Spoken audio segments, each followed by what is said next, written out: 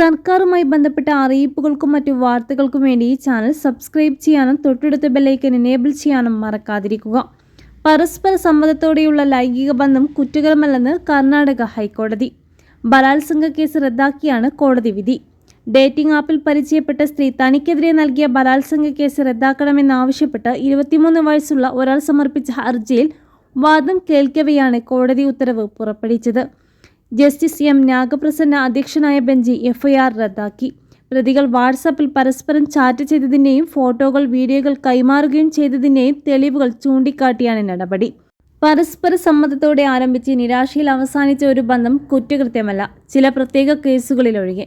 Criminal നിയമപ്രകാരം അത് കുറ്റകൃത്യമാക്കി മാറ്റാൻ കഴിയില്ല, ഹൈക്കോടതി വ്യക്തമാക്കി. ഡേറ്റിംഗ് ആപ്പിൽ പരിചയപ്പെട്ട സാംബ്രസ് ആന്റണി എന്നയാൾ തന്നെ ഒരു ഒയോ റൂമിലേക്ക് കൊണ്ടുപോയി ലൈംഗികമായി പീഡിപ്പിച്ചുവെന്നാരോപിച്ച് പരാതിക്കാരിയായ സ്ത്രീ കഴിഞ്ഞ വർഷം കൊണനാക്കുണ്ടെ പോലീസ് സ്റ്റേഷനിൽ എത്തുകയായിരുന്നു. സംഭവത്തിൽ പോലീസ് ബലാത്സംഗ കേസ് രജിസ്റ്റർ ചെയ്തിരുന്നു. തുടർന്ന് തനിക്കെതിരെയായ എഫ്ഐആർ റദ്ദാക്കണമെന്നാവശ്യപ്പെട്ട് ആന്റണി ഹൈക്കോടതിയിൽ ഹർജി നൽകി. 1 വർഷത്തോളം സ്ത്രീ ആന്റണിയുമായി ചാറ്റ് ചെയ്യുകയും ഫോണിൽ സംസാരിക്കുകയും ചെയ്തു. ഇരുവരും അടുത്ത സുഹൃത്തുക്കളായി.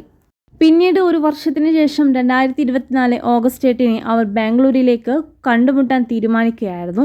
പിന്നീട് ഇരുവരും ഹോട്ടലിൽ മുറിയെടുത്തു. എന്നാൽ തൻ്റെ സമ്മതമില്ലാതെയാണ് ആന്റണി ലൈംഗിക ബന്ധത്തിന് പ്രേരിപ്പിച്ചത് എന്നും പിന്നാലെ ഇയാൾ തന്നെ ബലാത്സംഗം ചെയ്തുവെന്നും യുവതി പരാതി നൽകുകയായിരുന്നു.